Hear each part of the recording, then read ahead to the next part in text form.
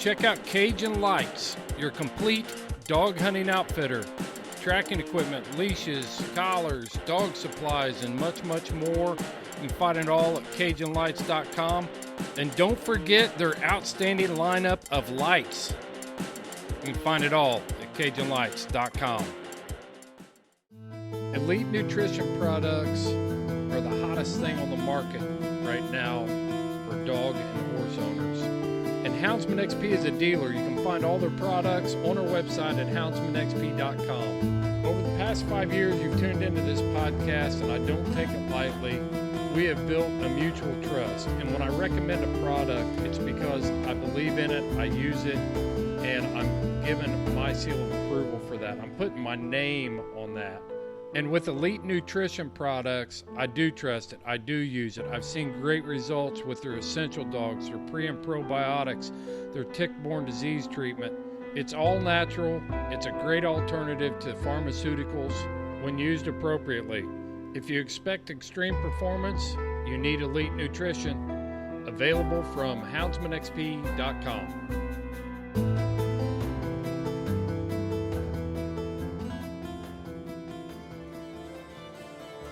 I don't have the knowledge to educate all the people on all the things, but I do have the ability to talk to people and ask questions that will bring out the knowledge on lots of things. So I like the opportunity to share the wisdom collectively that we have as a community. As they say, there's just not enough time in a life to make all the mistakes. You got to learn from others.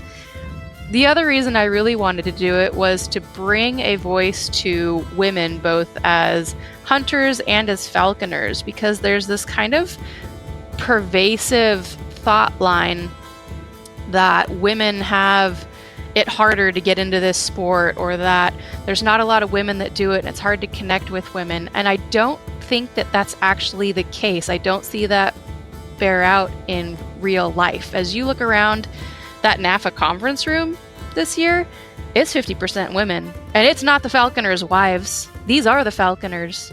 Hey, how's it going, everyone? Welcome back for another episode of the Falconry Chronicles podcast. And this episode, as I warned you about last week, we're kind of skipping around a little bit here. This episode is coming at you technically from California. It was recorded remotely with the guest for this episode, Sabrina.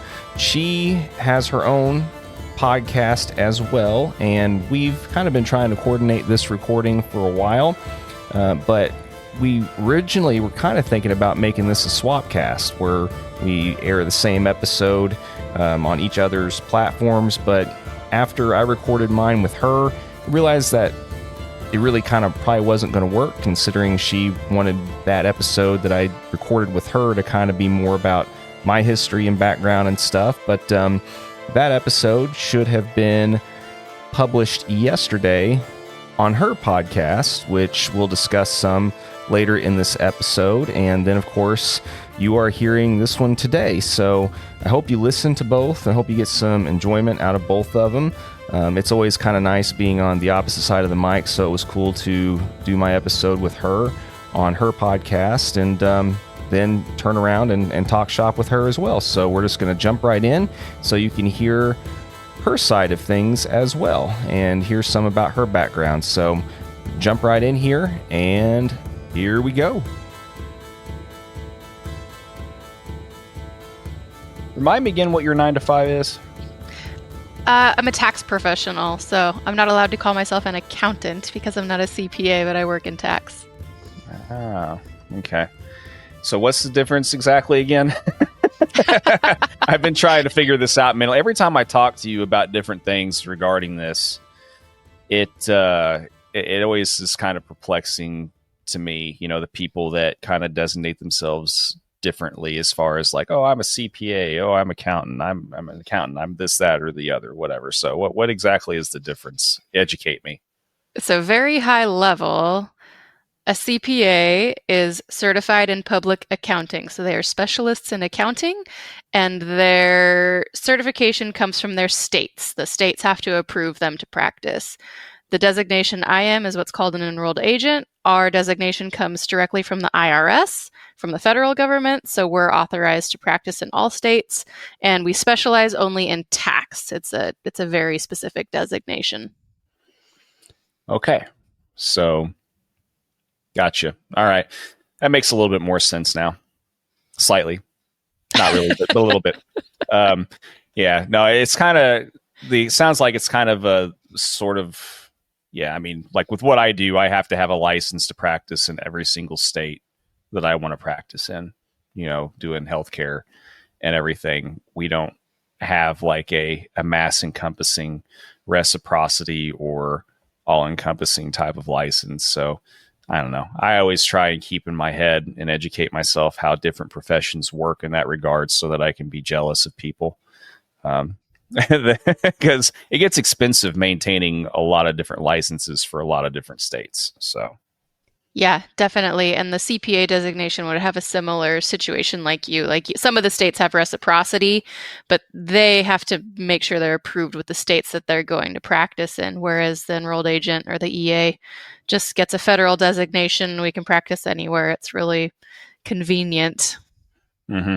Yeah. So I said 9 to 5, but I mean, what are the hours that you actually work typically throughout a day? It varies a little bit by the season. Obviously, tax work is very seasonal, which works well with falconry. During the spring season, when kind of that February, March, April, what we consider like the filing season, when everybody thinks their taxes are due, those are very long hours. That's often 6 o'clock a.m. to 7 or 8 p.m. Take a quick nap and do it all again. The summer, we back down a little bit, but there's still quite a bit of work. We ramp back up again in the early fall, but then in the winter, it's like part-time minimal work, which is perfect because I want to be out flying. Fair enough. Yeah. And of course, you kind of beat me to the punch, which is good. But obviously, that's kind of what I was getting at was, I mean, I know how much sleep and how much I've had to sacrifice schedule wise and other things wise just to be able to maintain any kind of personal standard for myself as to what I think even adequate falconry should look like in my situation.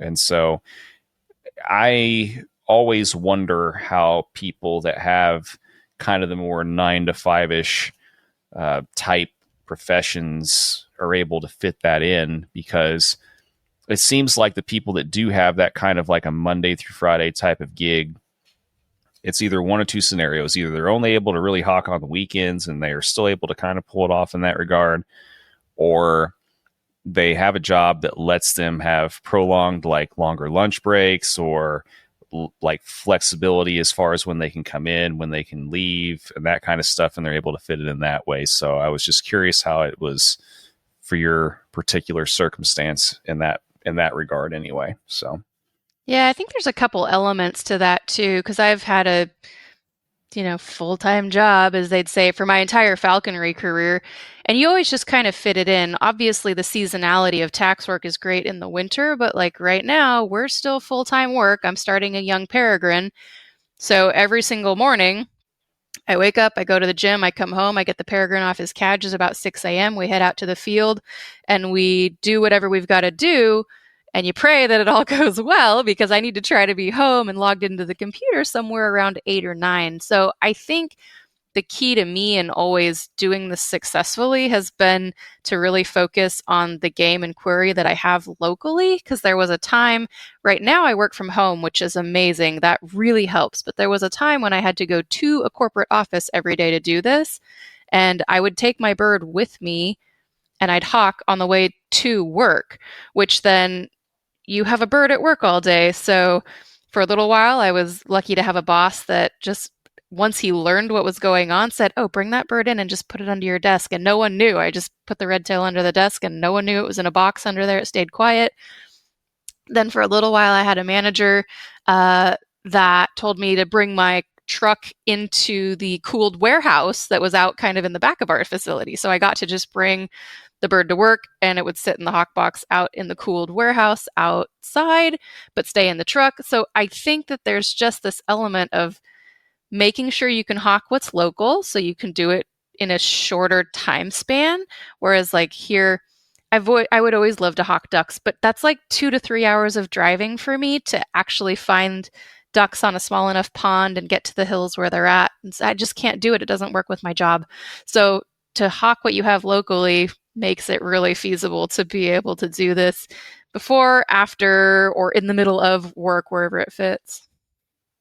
Well, I mean, it's awesome that you're able to do that and not necessarily shave those extra years, so to speak, like I'm doing, just to be able to do this. Like I mentioned before, I'm either going to stroke out or just not live and to barely see 65 maybe at this point. But yeah, I mean, that's cool that you're able to. And so, once again, it seems like there's always an asterisk mark, to people that have like a typical day job.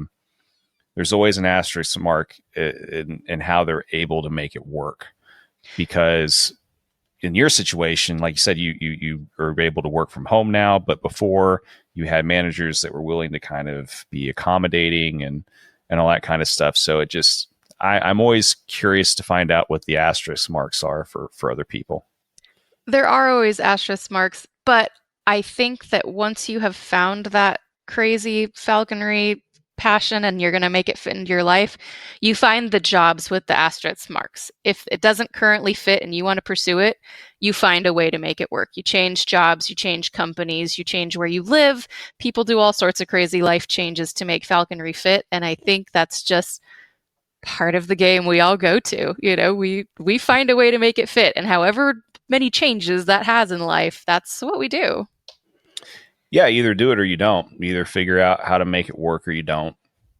Yeah, or you don't. And we see that all the time, right? We see people saying all the time, I've got kids, I can't fit it right now. My job won't allow it. I'll have to come back to it later. I'm going to go to college and I don't want to have a bird in the dorms. I'll have to come back in 4 years.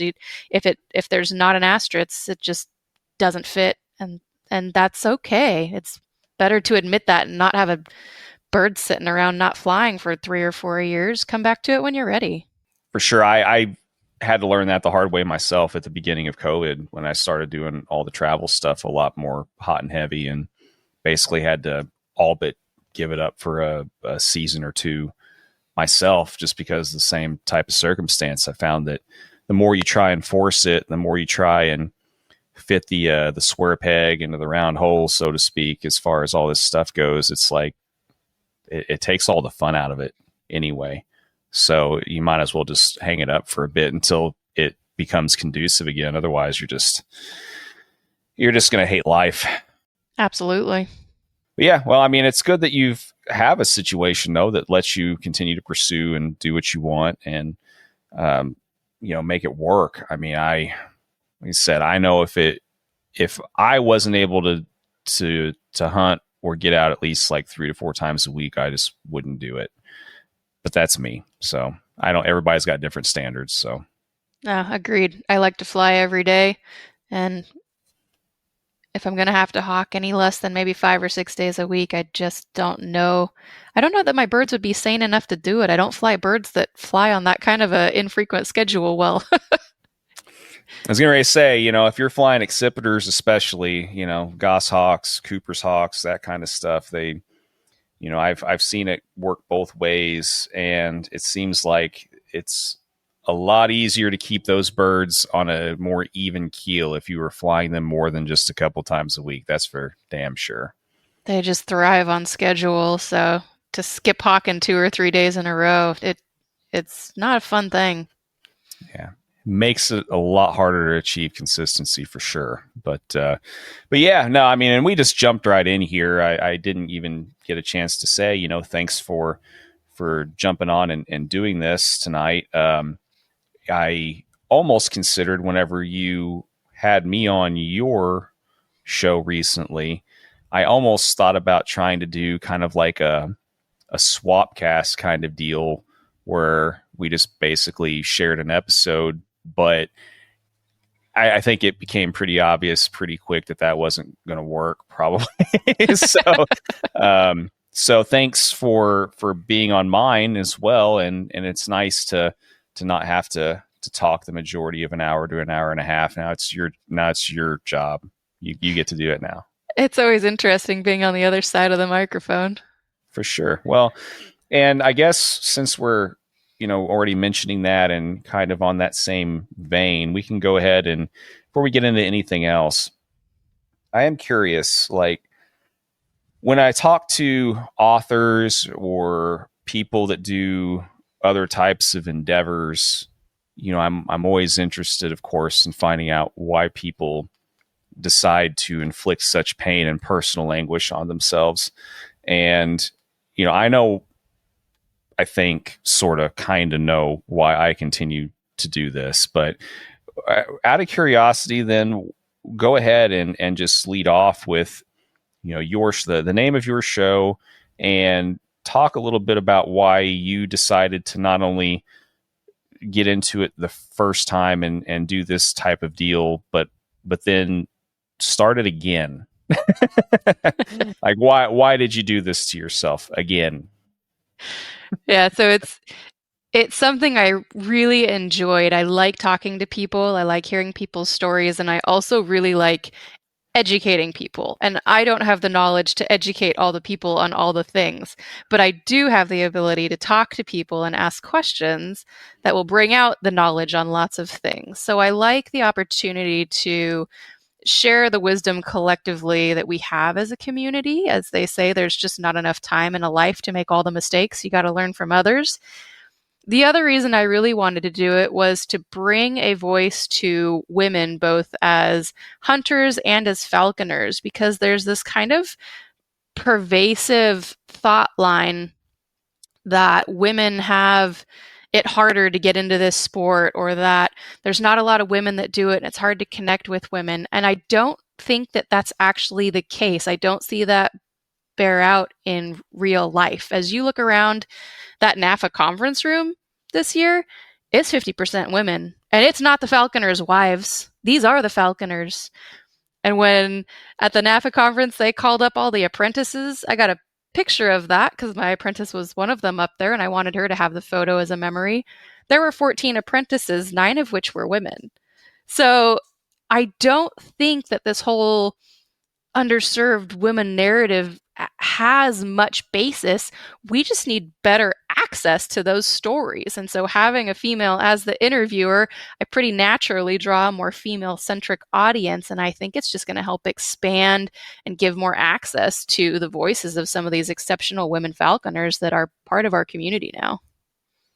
So that was your main motivation then, was to fill that particular, I hate to even use the phrasing or terminology of more of like a gender conducive kind of like, or catering like niche or whatever. But it sounds to me like that's kind of the role that you're trying to fill a little bit, is to kind of bridge that particular gap and fill that particular niche in our community, to try and make sure that particular aspect or percentage of our community is also included and incorporated a little bit more. Am I off base on that? You're not off base, and I want to make sure it's not colored super gender specific, because I think part of the reason I want to do this is I think that as a community, we almost need to be a little gender blind because we are so small. There are not a lot of us. And so whether you are a man or woman, you have something valuable to say and to bring and to contribute to the community. But for some reason, the women are shy about it. And if you look at the people who've written the books, if you look at the people who have the podcasts, who have been on the podcasts, who do a lot of the talking, who make the videos, who are on YouTube, it's by and large men. And I don't think that's representative of our community. And I think it just continues to cultivate sort of this narrative that, as I said, I don't think is warranted. I would tend to not disagree. I think that you're absolutely right, and that the more and more people that we bring in to this sport, heritage, whatever you want to call it, there's definitely a lot more women for sure getting into it. I will not disagree with that at all. I think that, there are, it seems to be that there are still a lot of people though that kind of, like you were saying, have kind of that impression though that there is an underrepresentation, from that demographic. But I to kind of go on the same vein of what you were kind of hinting at or alluding at in a way, I do also agree with you in that there has to be some degree of a blindness, because I won't mention the name, but I was talking, and one of the many people that I've talked to, one of the much older generation falconers, and he made the comment to me one time that he kind of got some pushback at one point because he mentioned that you shouldn't, if you're a woman falconer, you shouldn't be a woman falconer. You're just a falconer, and he said that he's gotten pushback from that before because, and a little bit of, I won't call it hate, but a little bit of venom shot his way because, he thought that there shouldn't be a specification, or they shouldn't be putting that designation in. It's like either you're a falconer or you're not, according to him. So I think it's neat that you're trying to kind of take that route or that mindset, because to be 100% honest, I try not to flaunt my opinion overly too much, but I do kind of agree. It doesn't really matter if you're either good and you're serving as a good steward of the sport, or you're not. It kind of doesn't really matter if you're a guy or a girl, in my opinion, either. So I agree with the sentiment, and I think the big thing that I can bring to the table is when a man stands up and says, "You're not allowed to be a woman falconer, you're just a falconer," it comes off differently than when a woman stands up and says, "We're just falconers. We happen to be female, but we are just falconers." It's just a different perspective on who is saying it. And so if I can be that voice, I'm happy to be. Well, and I think that I think that the underlying sentiment is very important, and it's very important that people not necessarily read into things where there's nothing to read into them either. In other words, stop trying to find conflict with certain things whenever there's not any intention of there being any. So exactly. Anyway, so we don't have to go too far into the weeds on that, but I think we're both on the same page as far as that mindset. So, that's cool. I'm glad that you're continuing to enjoy it anyway. Just like falconry itself, if you're not having fun doing these adjunct things, it's pointless to continue to do them. So, I'm glad that you're having fun with it still. And, just discuss a little bit about kind of what you were doing before with it as opposed to what you're doing now with it, and kind of why the transition of why you made the changes that you did, if you don't care going into that a little bit. There's actually not a heck of a lot to talk about. When I started the podcast, I'd started it on a network with the Her Upland network of podcasts, and they have sponsors and all kind of stuff. And that was a great way to get started because I had a wonderful support network and a lot of other minds to bounce ideas off of. But at the end of the day, they needed more of a commitment on when things would be out, what could be out, and when stuff just fell off during falconry season and I hadn't put out a podcast for a while, it was just too much of a difference in what they needed versus what was going to be fulfilling to me as a podcast host. And honestly, sometimes when you've got hunting season and work, you just don't have time. As you know, these things take a lot of time between the interviews and the editing and getting everything up. We spend hours doing editing. It's not a quick thing. So the pause was really just to figure out what we needed to do to cleanly separate and take the podcast separate. It was wonderful. They let me keep everything with my name, my branding, the logos, all that kind of stuff. I just paid back the expenses for the art and things like that.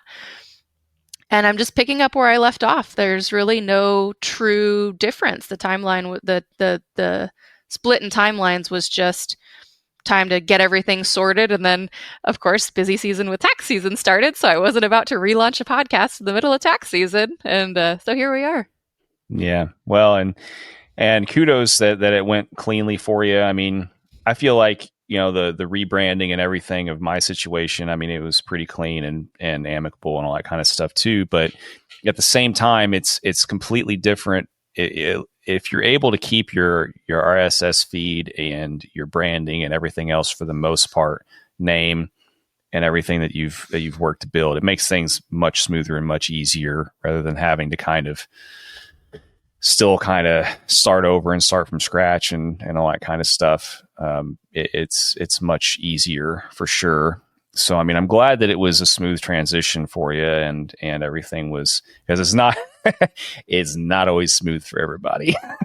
It's not. And I do think that's one piece of advice I'd have for anybody getting into the artistic side of this, whether it's media, books, whatever it is. Just start independently until you figure out what your vibe is. It seems enticing to sign on with a network or a group of people and whatever. But to be honest, it's until you know what's going to be fulfilling about it, it's better not to tie yourself down. Once you know what your vibe is, you can always hook up with other networks and connect with folks and start to align yourself with other people and sponsors and things like that. But to get yourself started, go solo, figure out who you are. And if you need help, reach out to one of us. I mean, you've given me tons of thoughts on better audio editing techniques and things to record on. Any of us is willing to help anybody get started. So if you're wanting to start something like this, just reach out. We got free advice. You don't need to sign on with someone. Sure. Yeah. I mean, I equivalate it to, I mean, for lack of better, I mean, this is going to come off differently, with me because of my current personal situation and everything. But it's just kind of like, well, I mean, it's all-inclusive marriage for everybody, right? There's no reason why everybody shouldn't be miserable and stuff and having the same level of both joy and misery together, right? I mean, it's the same kind of deal. I mean, there's always growing pains and there's always good and bad that comes with everything. And this isn't any different when it comes to all that, because you don't know what you don't know initially. Whenever you need to almost kind of get your lumps in and figure out what's going to work for you, get your stride, figure out what's good for you and what's bad. And before you really know what to kind of be a little bit pickier and choosier about in getting into bed, so to speak, with other people. Because if you don't, then you don't really know if your mission or values or your goals are going to, number one, align with different people, if you don't really know what your own goals and stuff are yet yourself. And if you don't know, as far as the business side of things, really what to protect yourself with and what to look for, then you're going to make some potentially bad decisions. So I agree with what you said. It's better just to go ahead and fund it yourself, at least in the initial onset, and grow from there and figure out what you like and don't like and what's going to work for you. And hell, I mean, it takes a while to even figure out what kind of style or niche you want to fill too. So, but yeah, no, I mean, like I said, I'm really happy for you. I'm glad that it's working out still, and you're motivated and inspired to continue to do it. So.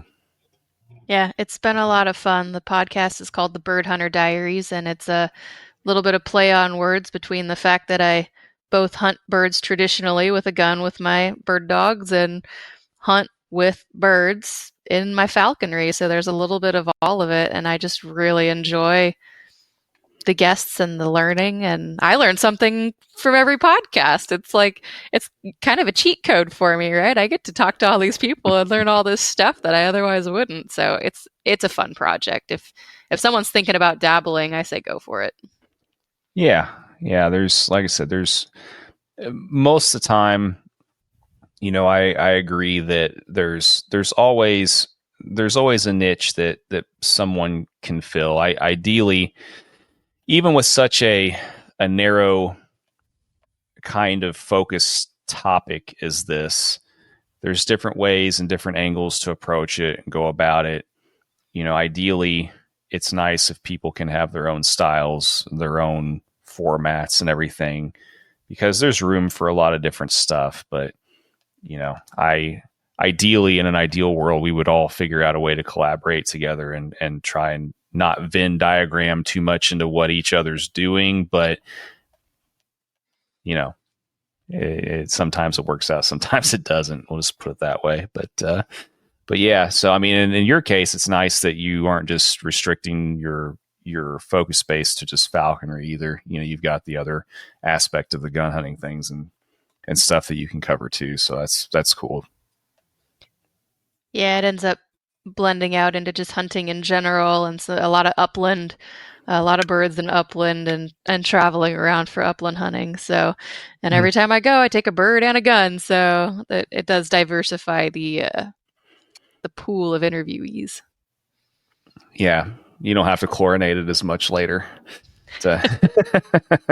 Yeah, no, that's cool though. I mean, it's nice that you have more of a content pool to draw from.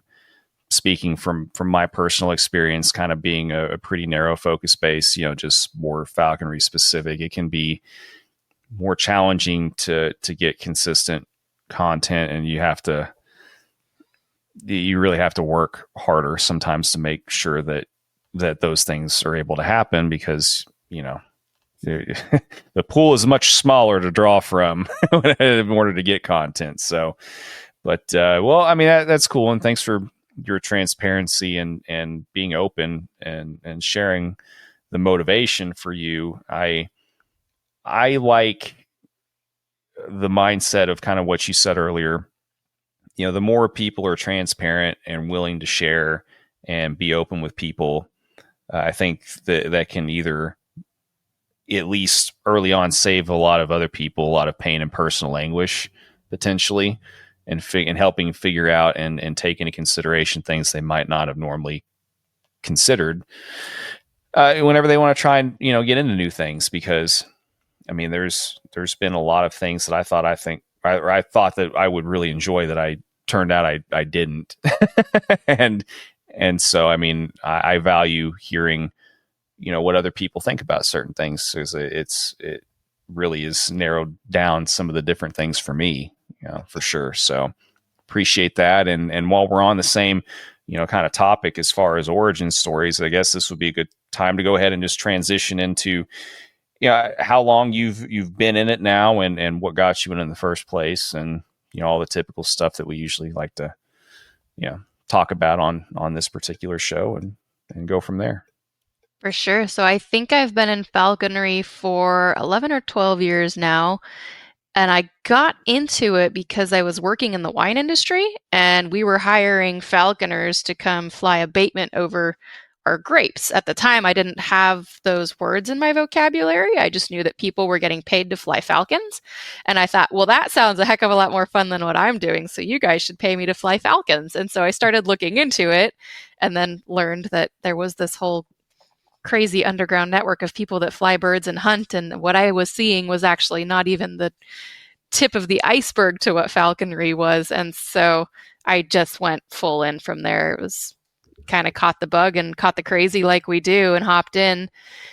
And it's just sort of been an evolution from there. I started with red tails and Harris hawks catching rabbits where I was at, kind of up in Northern California, and then through a combination of hemorrhaging disease and my husband and I moved south, I lost all my rabbit fields. I imagine where I had moved, there probably were rabbit fields, but I couldn't find them if they were there. And even when I traveled back north, sometimes I'd go up just to try to hit one of my old ones to hunt, and the rabbits were just gone. So I had to start thinking about other quarry and what I was going to hunt. And the one thing I noticed I had a lot of was quail.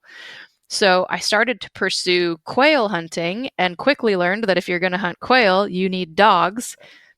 So I went and I bought I actually started with a hand-me-down small Munsterlander who turned into a complete disaster. She has her story on my podcast. If you go to Bird Hunter Diaries and look up Disaster Dog, her entire story is there, and a lot of warnings about what not to get when you're getting your first bird dog.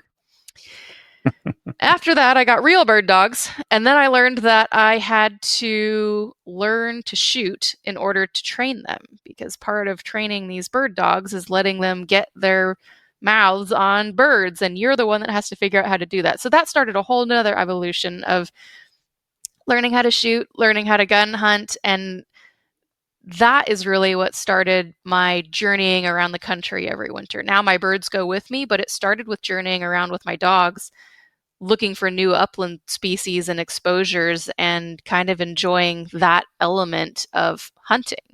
So at this time, now it's all completely blended. Now all of my birds are focused on combination rabbit and upland. All of my dogs now hunt upland, and last season they all learned how to point rabbits, and it's just been kind of a chaotic storm from there. Nice. So we've been in it roughly close to the same amount of time. You've probably actually been in it a year or two longer than me then, it sounds like. Yeah, because my first season was 2015.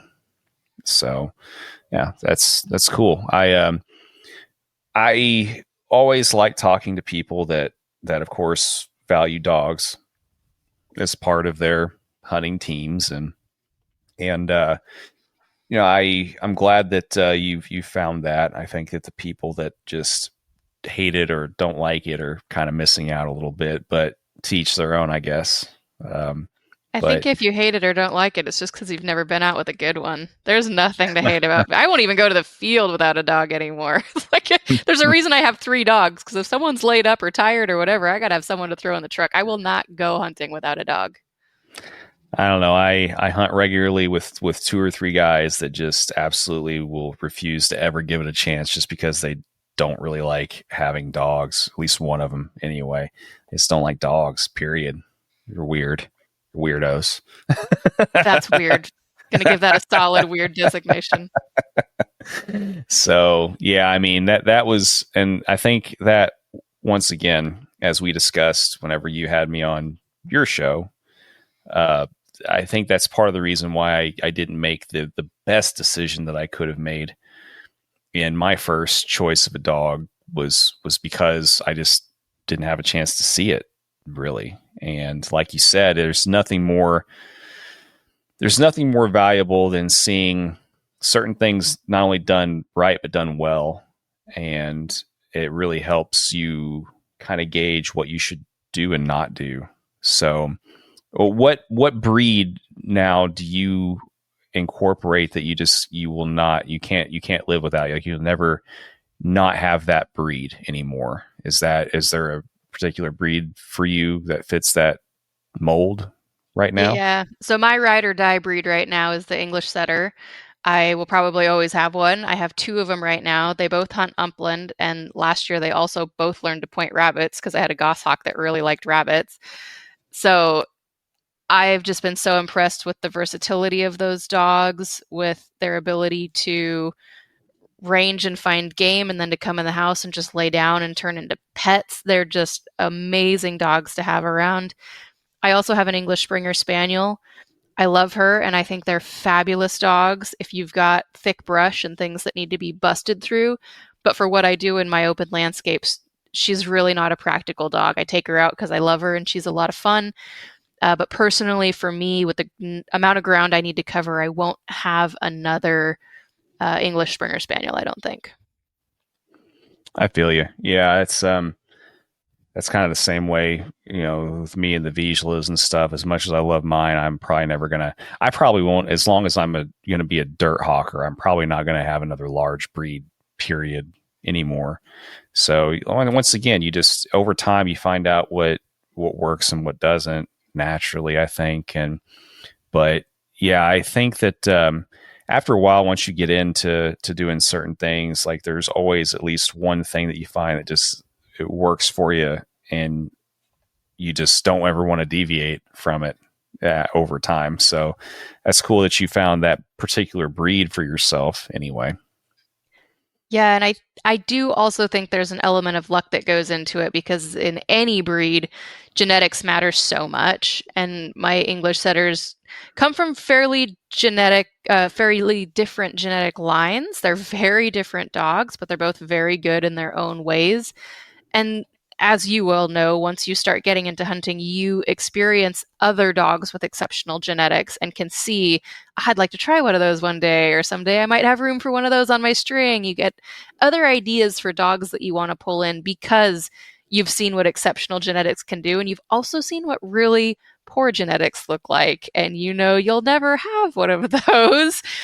Or if you want that specific breed, you're going to look a little harder than that person did when they bought theirs. So I do think there's an element of luck that I ended up with these really great English setters, because my first dog, that small Munsterlander, was not that. She had none of the genetic inclination to do what we're doing. And that was a really hard lesson. When I first got into it, I truly thought you had to teach a dog to point. I didn't realize that was a genetic thing, that their genetics tell them to point. I thought it was something you taught them to do. And so when I got that dog, I just had no reference about, it was supposed to be a started dog, and I'd asked the guy a couple times, but she points birds, right? Oh yeah, she points. Oh yeah, she points. And when I got her, turns out she didn't point anything at all. And in fact, had probably been poorly handled around birds, and would blink birds, and would shy away from birds, would run away from birds, would bust birds a mile out and run them into the next county. And that all comes down to genetics. There's so many elements of that are so critical. So while I'll probably always have an English setter, I am also open to many other breeds now that I have seen run that have those exceptional genetic qualities that make really, really nice dogs. Yeah, I'm totally on the same wavelength with you there for sure. You know, you've heard me talk about it many times in reference to, like, you know, the dachshunds and stuff too. There's no substitute for it. Sure, you can make a particular dog come around eventually, maybe to a degree, with enough blood, sweat, and tears. But there's no substitute for having just that nice foundation that's already there that you can build on. When the dog already wants to do what you want it to do naturally and without much effort, there's just no substitute at all for that. And life is already hard enough. You know, whenever you have that nice foundation to build on in the very beginning with no effort, man, that's nice. It really is. 100%. And I, through and through, am a falconer. I am not a dog trainer. If my dogs didn't come pre-packaged with these genetics where they basically train themselves, I would not have nice dogs. I don't have time to spend a lot of time training dogs. My dog's training has all been from just going out and showing them birds. And then periodically in the summer, we'll do a little steady to flush or some extra work to sort of add something to it to be better under the gun. But as falconry dogs, they actually have permission to be pretty darn sloppy, because your bird will fly anything that comes up, whether they've held a good point or not. So to have dogs that come prepackaged with the genetic propensities to already do the things you want is just so important, especially, like I said, we're already training birds. We don't need to train a dog too. Yeah, it's a lot of work. Man, it's a lot of work I've done it twice now. Like, tried and basically get a dog and a bird going at the same time. New bird, new dog. Some people might get off on that. I think it sucks. That's miserable. It's not that much fun. It's really not. There's just, it just adds stress and anxiety to something that's just supposed to be fun. You know, I mean, there's already enough hurdles that we have to jump through, enough tragedy that we have to deal with, enough bullshit. In other words, it's just like, it's just nice not to have to deal with any extra. And so for anyone listening, whenever people tell you that it's not wise to try and train both at the same time, do one then the other, listen, just listen.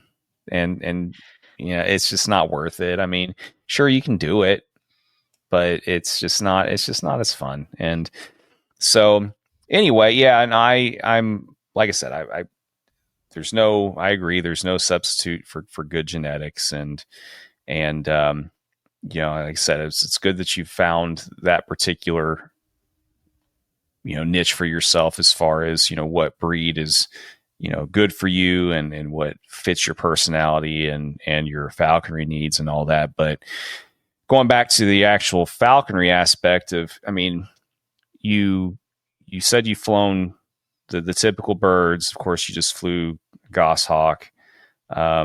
You're getting ready to, is this going to be your first attempt at a long wing? It's not. So early in my falconry, when I lived up north, I have flown 2 other large long wings, again on ducks, and that's where I started to learn that whole thing about you got to have a lot of time to drive around if you're going to fly ducks around here. And I don't, so I won't be doing that again. But then, yeah, ever since I've kind of moved down here and been focusing more on the upland game, it's been all Cooper's hawks and goshawks for me down here. Okay. All right. So we've decided then that, you're definitely a self-flagellator in that way. Certified crazy. Yeah. Okay. That's always good to know. I don't know. I keep telling myself at some point I'm going to give the Cooper's hawk deal another try. And now that feel like I'm at least a little older and a little wiser, I might have a better chance of success next time I'm able to try it. The only thing is I have no idea when I'm going to try that again. I want to make sure that I have extra time. So if I tried to fly one again right now, it would just be the same result. So, I mean, out of curiosity, what has been your favorite species to fly so far then? And, out of all the different ones that you've flown? I have a soft spot in my heart for Cooper's hawks. I love the kind of level of just crazy and intense that they are. They're a lot of fun, but I think in terms of flight style, this European goss that I got to fly last year is hands down my favorite of all the birds I've flown. I've tried North American goshawks before, all males. I've only flown tiercels, so this doesn't apply to any of the females. I can't speak to them. But the males were really spooky, really just highly reactive to things. It was really hard to get them dialed in and focused and make them patient hunters. And then one of my goshawks just straight up decided he was going to be terrified of me one day. Just I was the enemy, and I ended up having to give that bird away. So they just kind of have this level of spooky that is very unique to them. And when that had been my norm, and then I got this European goshawk. He was actually from a friend. A friend had raised him and then just didn't have time to fly him. So I bought him. I called my mentor, Nicole Peretta, and I told her, I think this is a Harris hawk in a goshawk body. Like, this bird is completely different. He's calm. He actually likes hanging out with me. He'll sit on the glove. He never baits. He likes to take baths. I can hunt all day and he's super patient. Like, just a completely different experience. So this European goshawk thing has been pretty darn cool. I'm really enjoying that.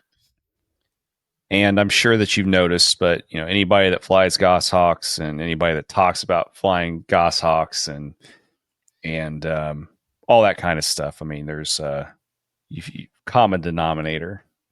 Over time, the more you hear conversations and even personal experience and stuff, the general consensus, of course, is that just the European goshawks are just more chill. Period. As there's always exceptions to every rule. But it's been the same. All the ones I've seen fly, it's been the same type of deal. I mean, I think that there's, to a T, most people will kind of agree that seems to be just their disposition compared to the North Americans that are just crazier, a little bit more finicky and crazier. They are there, and there's a romanticism around the North American birds because they are beautiful and they are native and they are difficult to fly. And so when someone does it well, that's a serious feather in their cap. And I think there's a romanticism around them that keeps people coming back for it. But if you ask anybody who's flown the two, a European and a North American, if they're being honest, they're going to tell you that European bird was way more mellow and way more fun. And anybody who doesn't say so is tricking themselves. Those North American birds, man, they are significantly more tough. And to make a good one is a serious credit to the falconer. When you see a good North American bird, that's an exceptional handler that's been flying that bird. Yeah, no, and I'll agree with that for sure. There's I don't know, goshawks in general are hard enough as it is, let alone, the extra little bit of craziness for sure. And yeah, I don't know. I think that I don't know. I commend anybody that's willing to put the time, effort, and energy into it. Who knows? Maybe I will again someday. Just depends. But as we discussed, before, it just takes a different level of commitment and time. And I just think, once again, if that's what you love, it's what you love. But I don't know. Like I said, I wouldn't ever just fly one just for the sake of flying one. For example, if the only thing I had to hunt was like rabbits or something, I can't say it enough. Damn it. It just wouldn't be worth it for me. But once again, you like what you like, and whatever. So there's an element to these goshawks too of consistency, and routine makes for a brilliant goshawk. And a lot of people talk about the goshawks and the time it takes. And really, the time is just in being consistent. And I'll never forget when I was an apprentice, I went to Andy McBride's house. He's a falconer here in Northern California. And he had a pair of breeding goshawks at the time. I was there during the summer. And he took me over to his chambers and we looked at his birds and I said, "Oh, they're so beautiful." I said, "But I'll never fly a goshawk. I have a full-time job. I don't have the kind of time it takes to fly a goshawk." And he looked me in the eyes and he said, "That's exactly why you need a goshawk." He said, "The goshawk is the most efficient bird out there. Once you get that bird trained, all you need is 30 minutes and it's going to make it happen." And I'd be damned if that didn't bear out to be true, because there were plenty of times I also like to mountain bike, and oftentimes my evenings are split between trying to figure out if I can hawk or if I can go mountain biking, and the hawking always takes priority. But there were a number of times this last season where I threw that goshawk in the truck, I took him to a field that I knew had good slips, and he had 15 minutes. And I said, "You have 15 minutes to catch a rabbit, and then we are going to the bike ride." And he made it happen every single time. I never left one of those emergency, quick, get it done hunts empty-handed, and then I'd load him up and we'd go to my bike ride. So yeah, it takes time, but the time really is just in making sure that you have a little bit of time at the same time period every day to get them out and fly, and they make it happen. Yeah, I can see that to a degree. I mean, also it really is kind of, if you can get them slip that quick every single time and stuff too, what your terrain circumstances are like and all that kind of stuff, all things equal, I wouldn't disagree. Yeah, I mean, it is hard to be an efficient goshawk especially in terms of like cottontails and stuff. Man, they just it almost kind of, especially like with the European ones, it's like almost becomes overkill. Like it really almost actually kind of is. I mean, it just almost becomes too easy for them. It does become too easy for them. You spend a lot of time looking for harder slips and more challenging flights if you're going to fly a giant European bird on cottontail, because it does become too easy for them. For sure. Well, and so in that same vein, what possessed you then to go back to trying to fly another long wing again this upcoming season?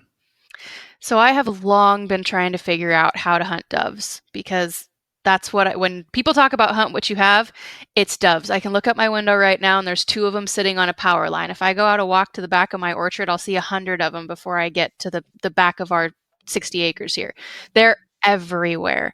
And so I have constantly been trying to fly doves with the Cooper's Hawks. I flew a little Aplomado. Everything I've been trying to do has been trying to set up dove flights, and I've never been able to do it successfully. Well, the guys kind of back east that are flying snipe, and specifically Heath Garner, have kind of got this dialed. And so this last season, I was able to go hawking with Heath and actually see what a successful setup looks like and how these things need to be flown so that they don't just turn into 2-mile tail chases and you're traipsing across people's yards and into neighborhoods and trying to retrieve your bird. and actually got to see what it looked like. And then interestingly, as I got home and started looking around, I started noticing we have a lot of snipe here as well after the winter rains come. So a little later in the season, more December, January, we have a lot of snipe here, which is one of the things those guys back in Arkansas or Florida are really focusing on is snipe.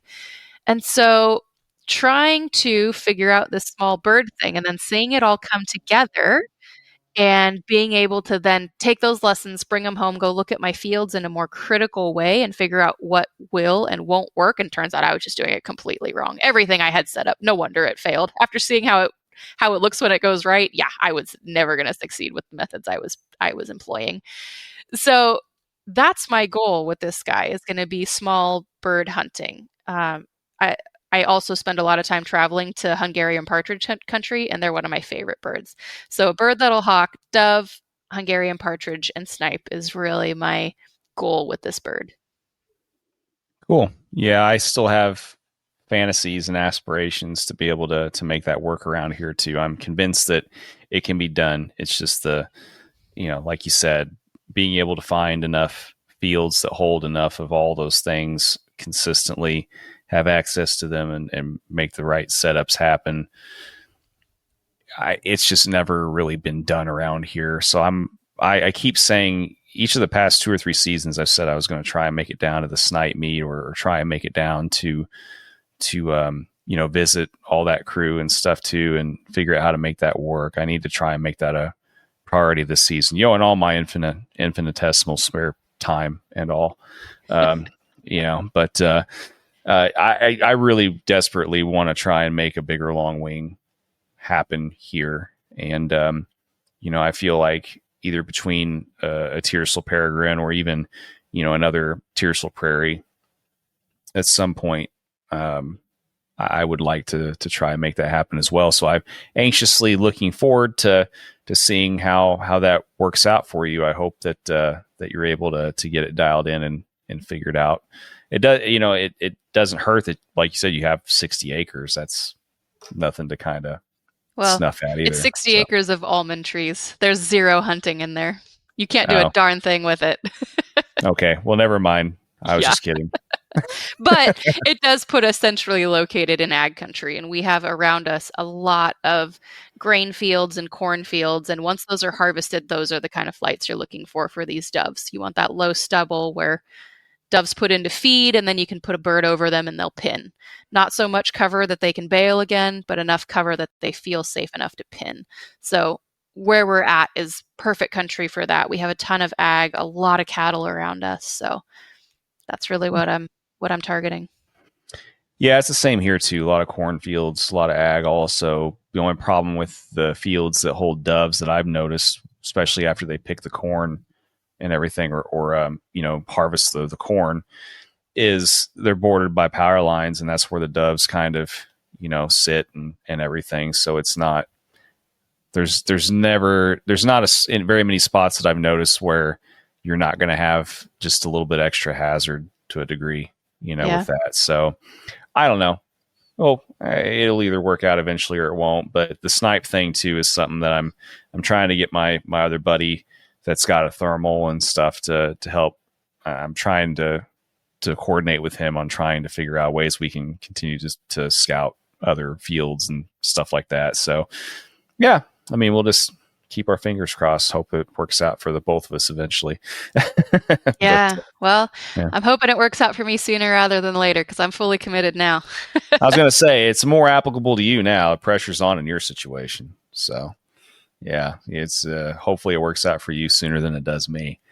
But well, I mean, cool. I mean, we've covered a lot of your personal history and kind of what you do with your adjunct escapades with your podcast and stuff too. But I guess now it's time to go ahead and transition and get at least one good hunting story from you, or favorite memory with a bird and piece of advice, and we can come close to start winding this down probably. So sure.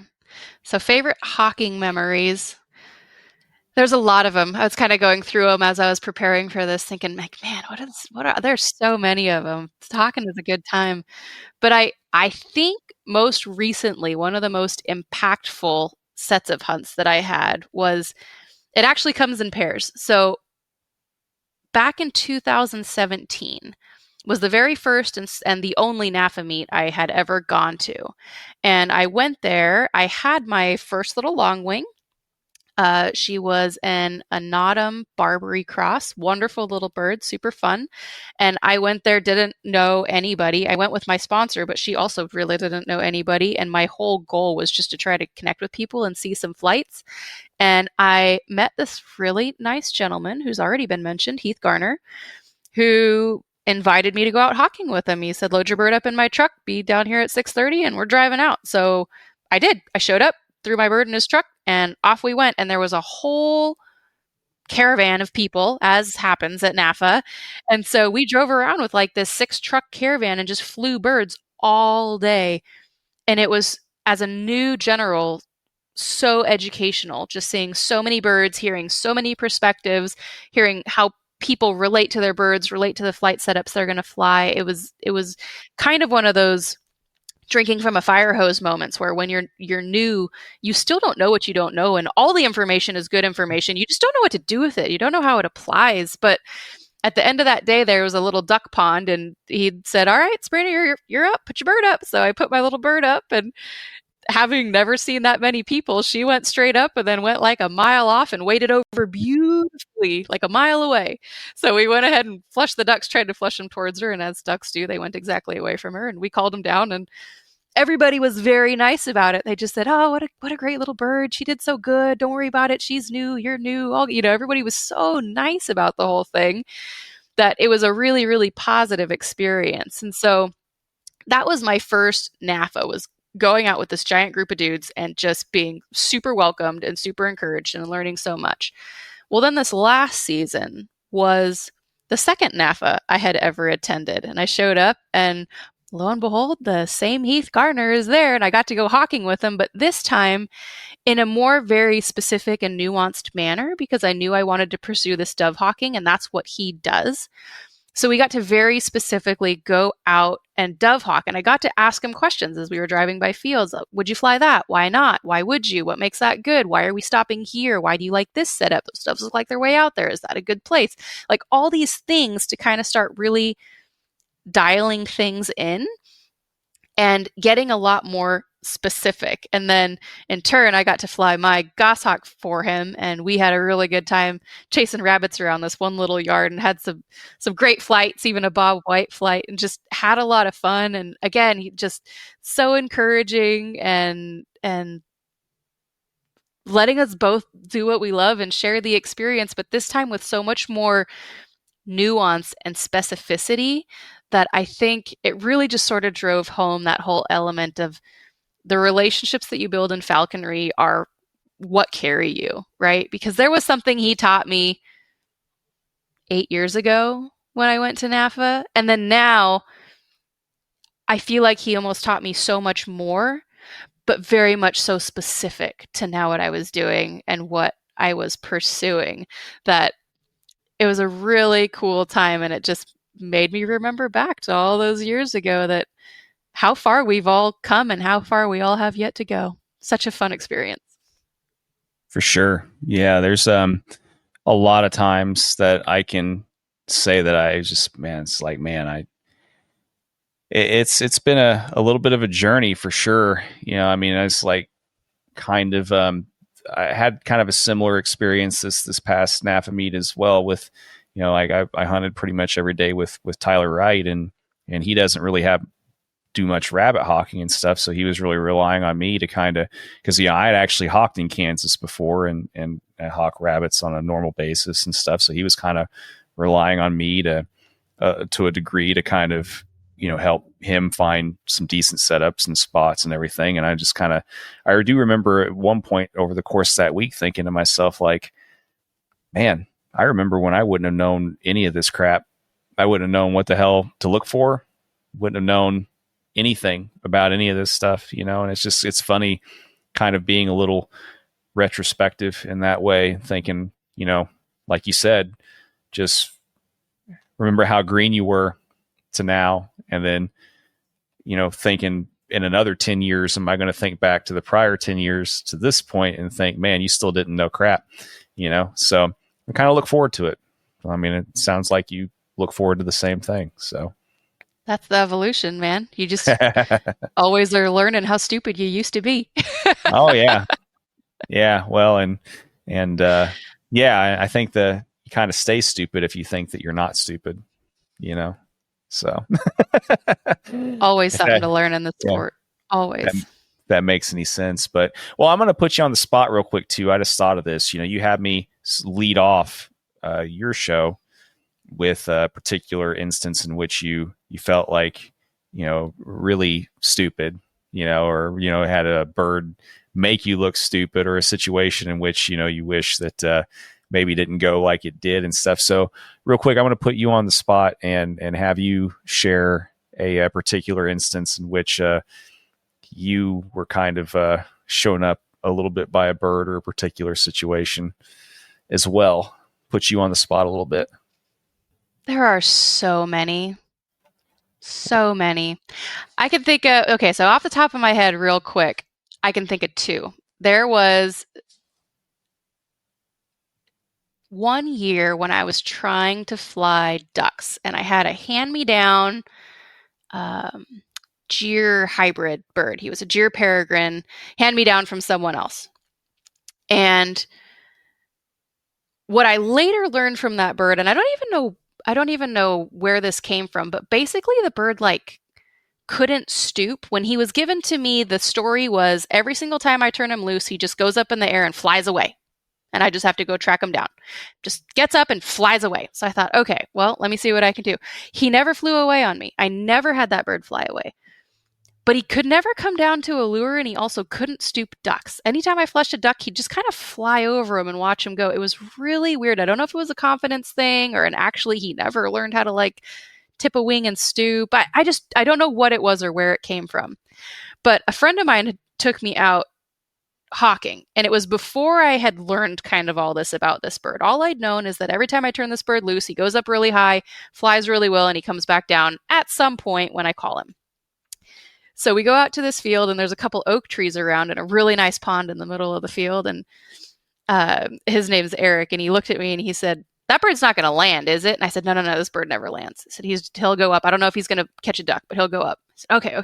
So we drove around the back of this pond where we were kind of hidden by a little knoll. We got out real quiet, got my bird out. He said, "All right, put him up." So we let him go, put him up. That bird flew, I kid you not, straight like a beeline to the closest oak tree and sat in it.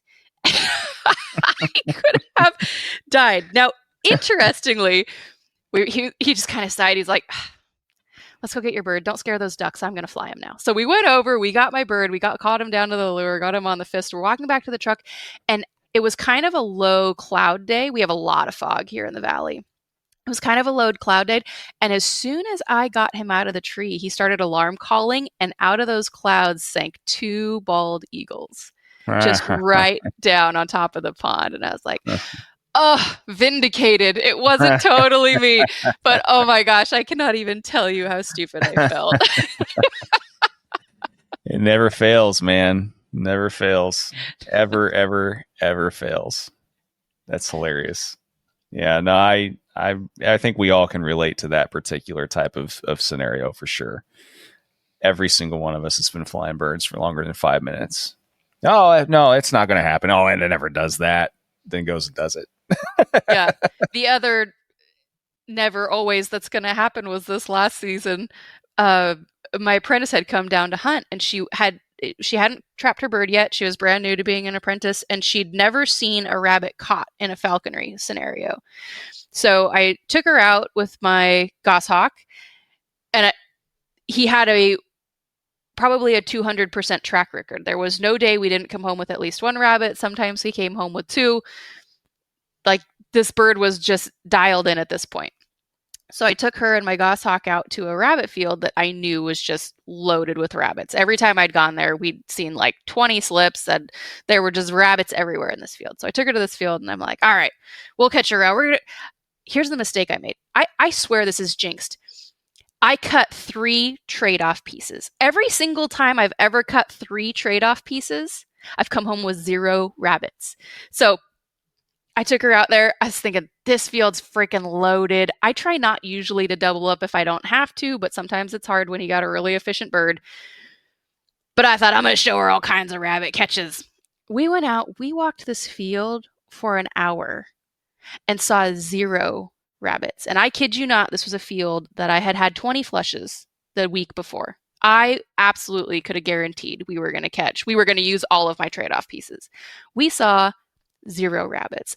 And my bird, who had been super dialed and really patient and always hawking with me and doing a great job, also got super impatient and was just nonstop taking off and landing places and just looked like total immature dork bird. And so here I am trying to show her some great falconry and lots of rabbit catches. And this is how you handle a rabbit that's been caught. And this is how you dispatch a rabbit. And we got literally 0 slips and just spent the entire morning chasing my goshawk around a field trying to get him out of trees.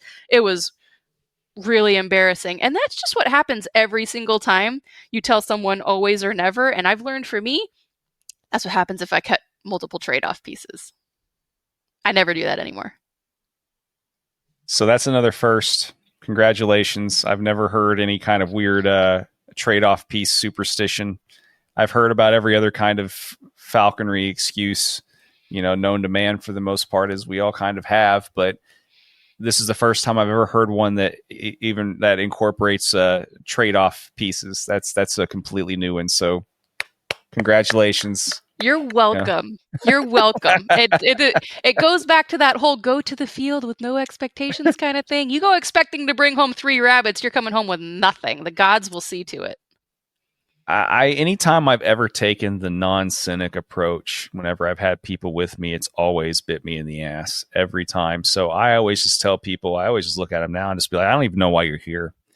I don't even know why you're wanting to see this, because we're probably not going to see crap today, and you're probably not going to have a good time. I try my best just to give them less than 0 expectations. And then usually, I mean, sometimes it still holds true, but more often than not, whenever you set the bar like less than 0, it usually works out better from my experience. At the end of this last season, it was my last hunt of the season, and I took these 2 guys out. This kid thought he wanted to be an apprentice, and he brought his dad with him.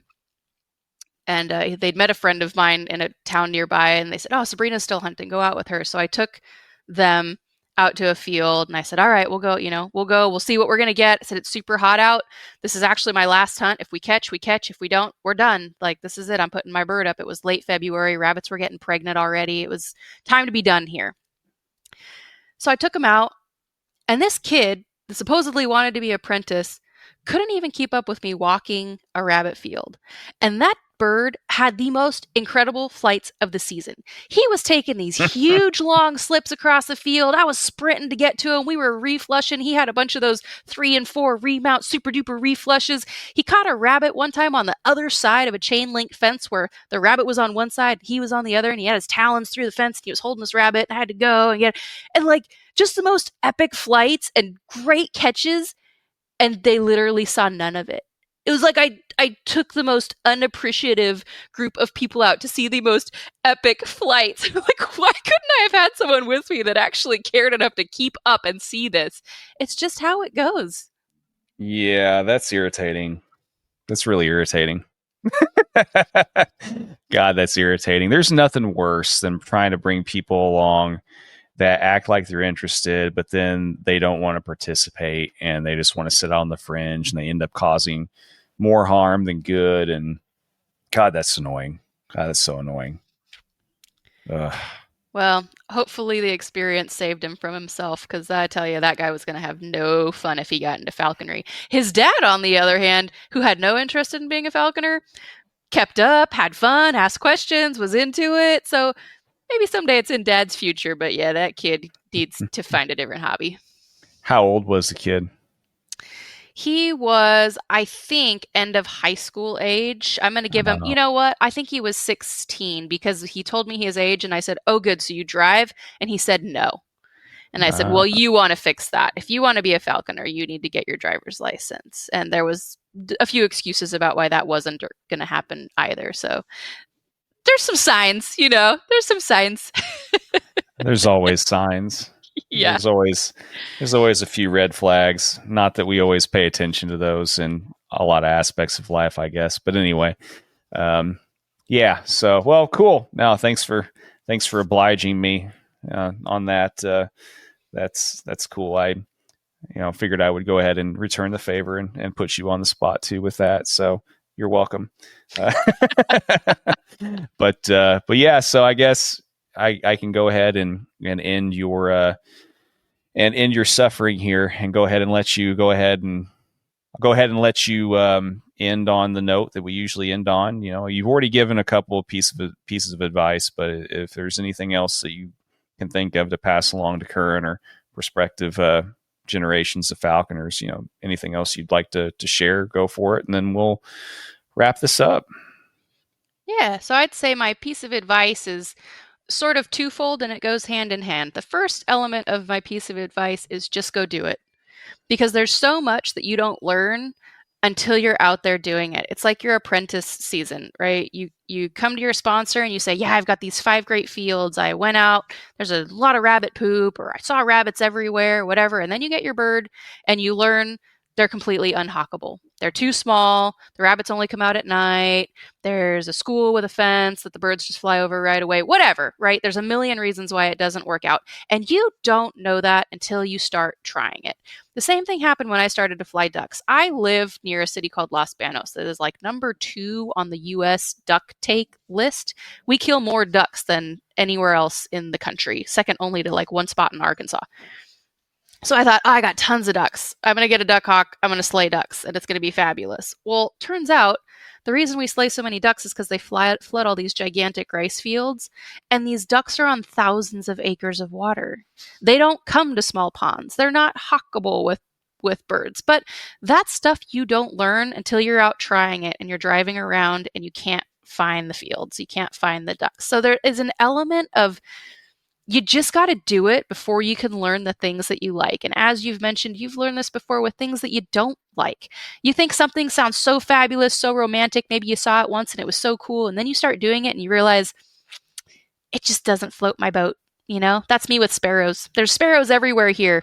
I've flown kestrels, flown merlins, tried all the sparrow hawking stuff. I just don't like it. Sparrows just don't do it for me. But I wouldn't have known that if I didn't try.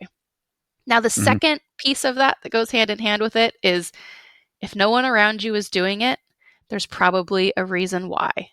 And you're probably not going to be the one that changes it. When I look around me and I see all these quail, I told you I've been pursuing quail almost exclusively for like the last 5 years. I thought, I have millions of quail. I need to be hawking quail. Well, interestingly, no one around me hawks quail. And I've been spending years trying to get birds going on quail. The problem with our area is that we've got valley quail in oak trees. And so when a quail flushes, it's only about 100 yards to the nearest oak tree. And when they land in that tree, they're usually above your hawk, not under it. So you can't like go to them and reflush them. And when they get into that tree, there's just another mile of oak trees they can continue running in. So they don't sit there and wait for you to come to them. They just land in an oak tree and then go to another oak tree and they keep going forever. What I learned when I got this new goshawk was he had caught a number of quail with his other falconer down in New Mexico. And I took him out hawking quail here, and all this bird did was get more and more and more pissed off as each hunt progressed, the same as every other bird I've tried to do this with the last 5 years. And it took seeing an established hawk get completely pissed off and give up to realize that I had just sacrificed 5 years of birds by showing them impossible slips. And so abundance of quarry does not necessarily mean hawkable quarry. And there's a reason that with a couple hundred falconers in my little valley here, no one's hawking quail. So it goes twofold. First, if you want to try something, just go do it, because there's stuff you're never going to learn until you're out trying it. But second, if there's no one around you doing it, there's probably a reason, and you probably are not going to be the magician that figures it out. Yeah, no, I can relate to that. That's the same thing with all I've heard since I got into falconry around here is you can't fly big long wings here, period. And I mean, I completely agree with that. It would be very difficult to make it work on ducks here. There's no upland game here, really. So, that's all I keep hearing is, well, what are you going to fly one on?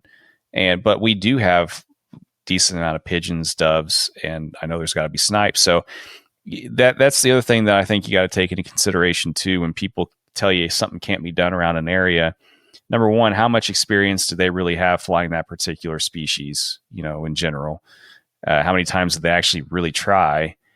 What were they really trying to catch, or what were they actually trying to fly? Like what style or whatever, what quarry were they trying to hawk? And then what were they actually really doing? And so there's a lot of people that say something can or can't be done, but then, as you well know, they don't have the practical experience or anything really having tried it themselves. They're just going off what other people have told them or whatever too. So there's always that to take into consideration also. But, I don't know of the people that say it can't be done around here. I don't think they ever even tried hawking anything else but say like your ducks or whatever. I don't even know if they even tried hunting doves or snipe or any of that. I don't think they did. So until I know for sure that someone 100% sure tried hunting those things, couldn't make it work while they're trying to hunt those things with a certain type of bird, I have a hard time believing it can't be done personally, but there's that angle to kind of take into consideration as well. But otherwise, I completely agree with you, from the sentiment of, generally speaking, there's, if enough people said they've tried it, couldn't do it in your area on a particular type of quarry with a particular type of bird, odds are you're not going to be the special magician that's going to reinvent the wheel for that. So completely agree with you there. And on that note, I guess I can let you back to your life, since considering you've just given me an hour and 20 minutes almost that you're never going to give back. So thank you. Yeah, thank you. This was a lot of fun. It's fun being on the other side of the mic. It is occasionally. Speaking of which, once again, go ahead and plug your podcast again. And, I'm not really sure what your release schedule and stuff's going to be like. And I don't know if by the time yours comes out, if mine will have come out on yours. But if people hear mine before they hear yours, I'll just say I'm sorry and go on about my business. And but yeah, anyway, where can people listen to yours and all that kind of stuff? And we'll call this good. Yeah, thanks. So my podcast is the Bird Hunter Diaries. It's on all the normal places where you find all the podcasts. So whatever your normal podcast app is, find Bird Hunter Diaries. There's a smoky picture of me hunting a Cooper's hawk in some fog on the front. So pretty clear who it is, but would love to have you listen. And as Jonathan's mentioned plenty of times before, those listens and downloads matter a lot to podcasters. It's what gets us bumped up the ratings. So. Mm-hmm.